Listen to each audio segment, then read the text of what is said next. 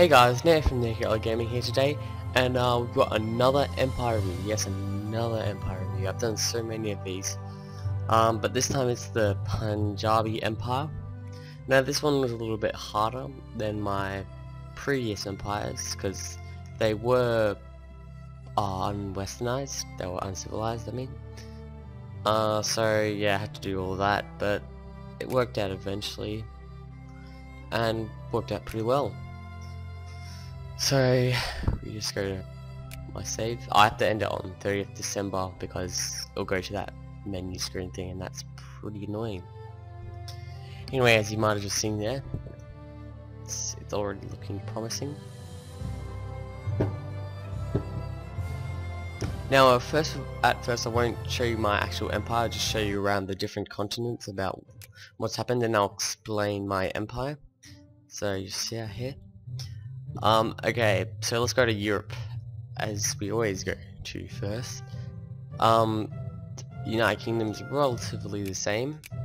Scandinavia was formed, except they had Denmark, but I think some rebels freed Denmark, and they got the Iceland and Greenland as well. So, France still pretty much the same.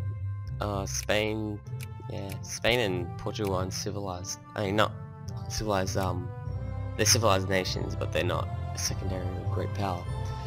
Italy was formed, but they went through a lot of hard times with losing Emilia, the region of Emilia, and they once had Lombardia and Venetia as well, but I think they just lost it. Germany got Alsace-Lorraine taken off them, but they still got a lot of land. It's basically World War I Germany without Alsace-Lorraine.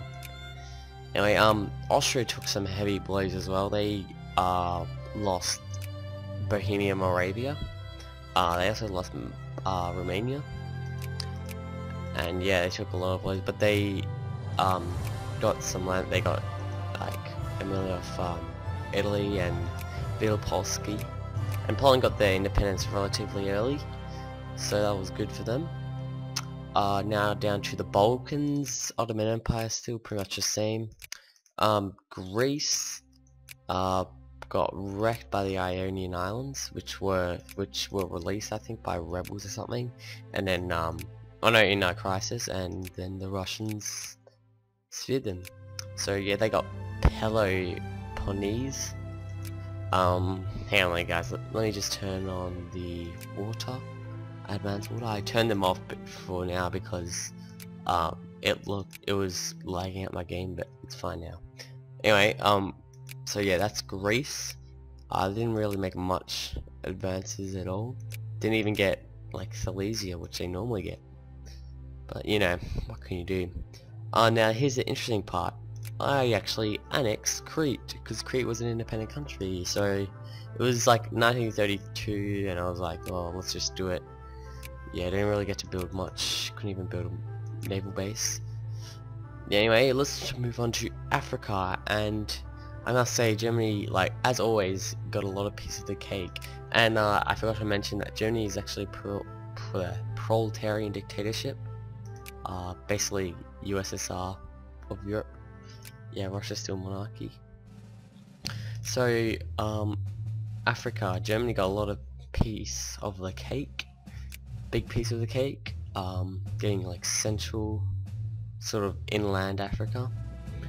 They're this Confederation of Senegal, which I probably should have grabbed, but wasn't really on my mind that much. Still the same here. No one, for some reason, they never colonized these parts here, which it must be some AI thing. They never colonize it.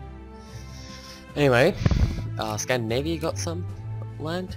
The USA sphered Sokoto, and they were partially westernized, so that kind of sucks. In fact, I think it might tell us somewhere how much westernized it is. No, it doesn't. So yeah, Scandinavia here. Portugal actually got Angola and Zambezia, which I'm actually quite surprised because they never seem to get Angola at all. So that actually surprised me quite a lot. Yeah, France got Botswana and Namibia. Yeah, that's Namibia. And then also got this, which kind of sucks for the British, but they still managed to release South Africa as a nation and their dominion of the British Empire, or satellite. Now maybe Orange is under the influence of Britain. Madagascar was under French control, and France got control of the Somaliland and Kenya. And I really wanted to get French Somaliland, but they had like China, the Ottomans, Russia as allies, and I just couldn't do it in the end. So I was just happy with what I got. I colonized Djibouti, and while I conquered Oman, I got Punjabi, Somaliland. I don't know how to pronounce it. Yeah, I wanted to get that so I could colonize in there, and so it would look kind of cool, but didn't work out in the end. Anyway, Egypt, Germany created the Suez Canal, and Egypt got wrecked by the Ottomans. Now to the Middle East subcontinent. Persia stayed the same. They civilized like always, and yeah, United Kingdom got this off Nedged right before I annexed them. And if you're wondering why they're still a country, I released them as a satellite because there was no point in not really any point in having all that land. They was just kind of lying there and being useless, and it wasn't a state, so I was like, man, release it, giving them some independence. And the Ottomans conquered Hejaz. And in short order I conquered all these southern nations, because this was right after I became westernized, so I just went bang, bang, bang. And it was pretty simple, and oh, what? Oh no, yeah, I needed some colonial points to do this, but all these probably would have been states if I had a few more years. Anyway, now to Asia. The British Empire are absolutely defenseless in India because there's rebels everywhere, and war with China just wrecked their entire army. But we still won the war, but their armies just never recovered, and so they've just abandoned India, and most of their rebels are actually going into my country, like some Indian pan-nationalists everywhere, and they just invade my country, so that's pretty dodgy, sorry. So anyway, I conquered, well, obviously I start off with, what land do we start? Oh, we start off with this land here, right here. That's all I start off with. I started by conquering the nation here, 3-province nation here, and so I got a seaport, and that was pretty good. Then that's right after that I got an alliance with the UK, and then I just went spam, got Kalat, I believe that country is. And after that it was smooth sailing. I took Afghanistan after a war with Persia, and then I took these and colonized that. And then my next, oh actually no, I'll explain that later. Then a while after that, after I conquered all this, this nation was free after being civilized, and so I declared war on them, annexed them, and incorporated. But China kept on declaring war on me to get it, so I decided just to make them a satellite, so yeah, they would stop declaring war on me. But you know, it's still pretty cool. It wasn't that, like, I mean, it had a lot of people, but it wasn't that useful. All that land, it's pretty much desert. There were some rebels that released, what was this nation? Travancore as a nation, so I decided to take advantage of this and annex them as a little colony, kind of like a, yeah, colony. It's a colonial state. Anyway, yeah, Chinese Empire nearly conquered all of China if it weren't for me. That's pretty much all in Asia. Oh, Netherlands got this region here. I have no idea. The AI's decision to gain that territory is questionable. Anyway, yep, pretty much all the same here. Spanish Asia, Spanish Oceania. Now down to here, I full on annexed New Zealand. Like I always do in pretty much every Let's Play, but this time I just full on annexed I don't know why, I like having them as like a little state sort of thing. I wanted Australia to become independent so I could get like Western Australia and like all that and just get massive amounts of land, and also Victoria. That would have been useful, like, yeah, but didn't work out in the end.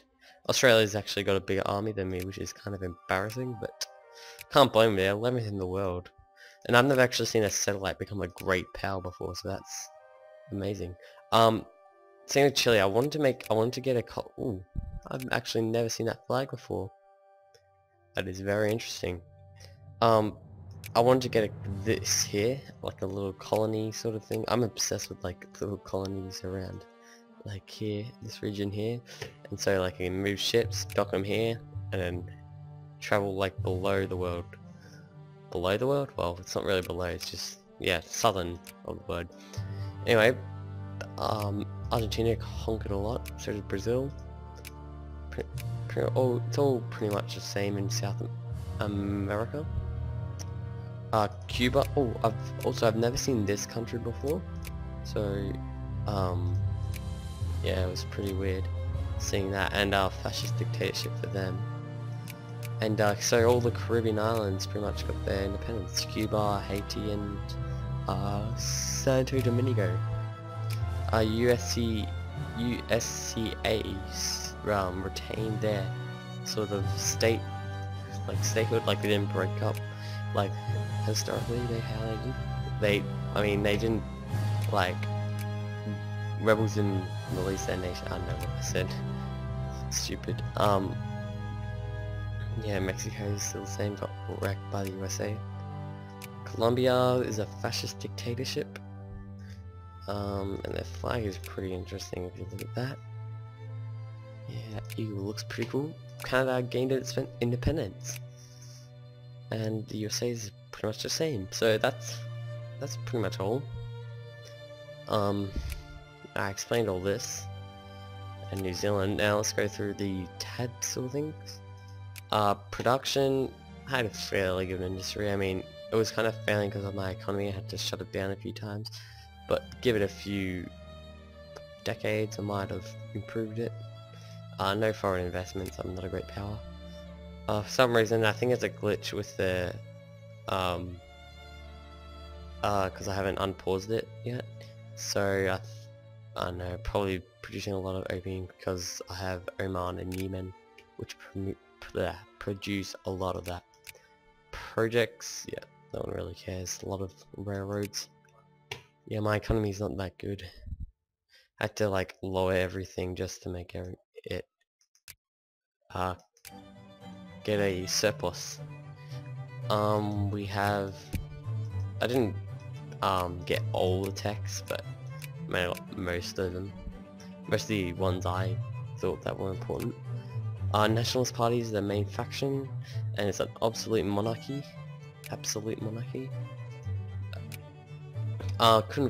India's like one of the highest nations to form, in my opinion. I have never seen anyone form India before, and if they do, they must be masters of the game, because I could never do that.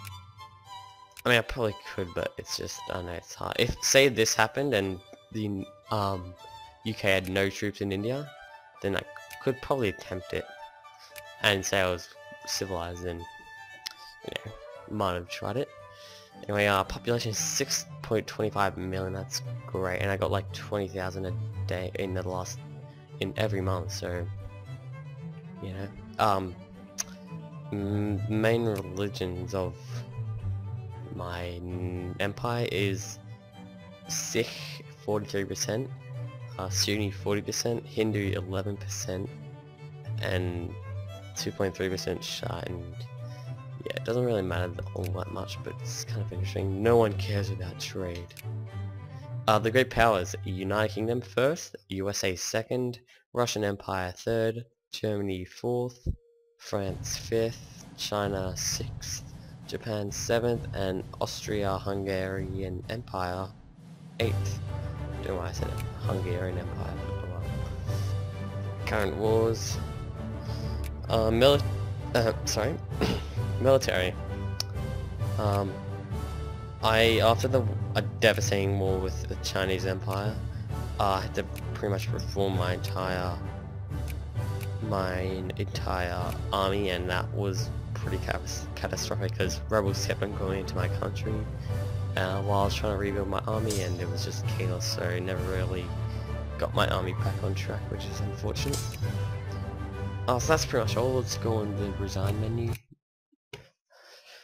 The secondary powers are the Netherlands, which are 9th, Scandinavia is 10th, Australia is 11th, Italy is 12th, Switzerland's 13th, Peru is 14th, Canada is 15th, and I was 16th, so woohoo me. I got 555 points, nearly beat Canada, but oh well. Here's the stats if you want to look at them. Yep. Okay, so that's pretty much all. I didn't even have any warships. That's just sad. Didn't really have much of a navy. Anyway, thanks for watching. Hopefully more of these soon, depending on if I can actually like make another empire with all the nations I've done. But anyway, thanks for watching, and I'll see you guys next time. Bye.